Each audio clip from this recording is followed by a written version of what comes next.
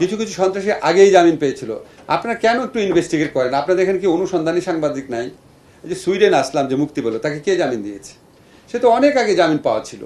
জামিন পাওয়ার পর সে জেল থেকে বের হয়নি, হয়তো মৃত্যুর ভয়ে বা ক্রস ফায়ার হওয়ার ভয়ে। জামিন পাওয়ার পরে বের হয়েছে। তারপর বলা হয় সুইডেন আসলাম জামিন পেয়েছে। একটু ইনভেস্টিগেট করেন না কেন? এই জামিন নিয়ে যে এত প্রশ্ন করেন, খালি আমার থেকে উত্তর চান কেন? আপনারা প্রত্যেকটা ইনভেস্টিগেট করেন। সন্ত্রাসী যারা জামিন পেয়েছে তারা কে আগের আমলে জামিন পেয়েছিল, বর্তমান সরকার আমলে বের হয়েছে, তার অধিকার বের হওয়া, এত কিছু করার নাই। সন্ত্রাসীদের মধ্যে কারা হাইকোর্ট থেকে জামিন পেয়েছে, কারা আপনার নিম্ন আদালত থেকে জামিন পেয়েছে, কারা জামিন পাওয়ার পর বের হওয়ার পর ওইটাকে উচ্চ আদালতে চ্যালেঞ্জ করে আবার বাতিল করা হয়েছে, কয়জন হাইকোর্ট জামিন দেওয়ার পর আবার আপিলেট ডিভিশন আটকে দিয়েছে, কয়জন আবার বের হওয়ার পর পুলিশ আবার গ্রেফতার করেছে। এগুলো একটা থরো ইনভেস্টিগেশন করেন, থরো ইনভেস্টিগেশন করে আমাদেরকে এডুকেট করেন, তারপর আমরা বুঝতে পারবো আমাদের ভুল কোথায়। আমাদের বলতে বুঝাচ্ছি, আপনারা তো মানে একটা জবাবদিহিতার একটা ইনফর্মাল ইনস্টিটিউশন অফ অ্যাকাউন্টেবিলিটি। আপনারা যদি এরকম thorough in depth information based report করেন, তখন না মনে হবে আচ্ছা এখানে আমার গাফলতি আছে। এখন আপনি যদি হরে ধরে লিখে দেন এই আদালত থেকে জামিন হচ্ছে, আমি যদি দেখি না এখানে তথ্য অসম্পূর্ণ ভুল, তাহলে তো এটা আমার হেল্প হয় না। যাই হোক, আপনারা আমি শুধু বলতে চাই, সন্ত্রাসীদের জামিনের 4টা জিনিস ঘটেছে।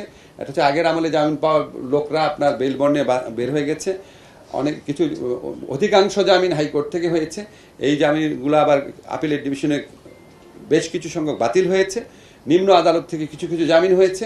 শোনার পর আমরা আবার এটা হাইকোর্ট ডিভিশনে আপিল করার চেষ্টা করেছি। কিছু কিছু ক্ষেত্রে বের হওয়া ব্যক্তিদেরকে গ্রেফতার করা যায়নি, অধিকাংশ ক্ষেত্রেই গ্রেফতার করা গেছে। আপনাদের সাথে আমি একমত, চিহ্নিত সন্ত্রাসীদের ক্ষেত্রে আপনার জামিন দেওয়ার প্রশ্নটি আমাদের আরেকটু সুগভীরভাবে বিবেচনা করে দেওয়া উচিত। জামিন পেয়েছে যে একটা রিপোর্ট আমি অ্যাকিউরেট পাইলাম না। যখনই আমি জামিনের রিপোর্ট থেকে পড়ি, বাংলাদেশে কি ইনভেস্টিগেশন সাংবাদিকতা কি হয়ে গেছে? ওই সরকারের নাম বলে করতে পারতেন না, এখন করেন না।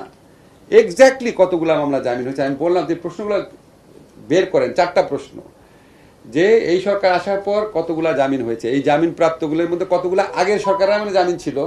আমার সুইডেন আসলামের নাম মনে আছে, অন্যগুলো মনে নাই, কিন্তু এই সরকারের আমলে বেলবন্দি বের হয়েছে, এটা বের করেন। কতগুলো উচ্চ আদালত থেকে হয়েছে, কতগুলো নিম্ন আদালত থেকে হয়েছে, জামিন হওয়ার পর কতজনকে গ্রেফতার করা হয়েছে। যেমন আপনাদের একটা উদাহরণ দেই, ভালো করে শোনেন। যেমন একটা মামলার আসামি, ওই যে শিশু ধর্ষণ মামলার যে আসামি ছিল, তার যাবজ্জীবন কারাদণ্ড হয়েছিল, 9 বছর জেল খাটার পর সে বের হয়ে গেছে হাইকোর্ট থেকে। মনে আছে আপনাদের? মনে আছে না আপনাদের? সবাই ওটা নিয়ে প্রচন্ড সমালোচনা করলেন। তো এই জামিনটা পেল, এটা খুবই খুবই দুঃখজনক ব্যাপার ছিল। সমস্ত পত্রিকা লিখলো, ফাইন, অবশ্যই লিখবেন। তারপর যে এই জামিনটা আপিলেট ডিভিশন বাতিল করলো, কেউ লিখেছেন? একজন সাংবাদিক আমার প্রশ্ন করার পর আমি বলছি, উনি চমকে গেছেন। তাই স্যার? চমকে গিয়ে প্রথম আলোর সাংবাদিক বলে, তাই স্যার, জানতাম না তো। তারপরের দিন দেখি 2 দিন পরে খবর নিয়ে তারপর লিখেছে জামিনটা বাতিল হয়েছে। যদি একটা হাইকোর্ট থেকে একটা জঘন্য ধরনের ধর্ষকের জামিন হওয়ার পরে সমাজের মধ্যে যে ক্রোধ, ক্ষোভ, দুঃখ সৃষ্টি হয়, সেই সংবাদটা আপনি দিলেন। ওই জামিনটা যে 2 দিন পরই আপিলেট ডিভিশন বাতিল করলো এবং ওই লোকটা যে মুক্তি পায় নাই, এই খবরটা দিয়ে মানুষের মনের কষ্ট, দুঃখটা একটু কমাবেন না?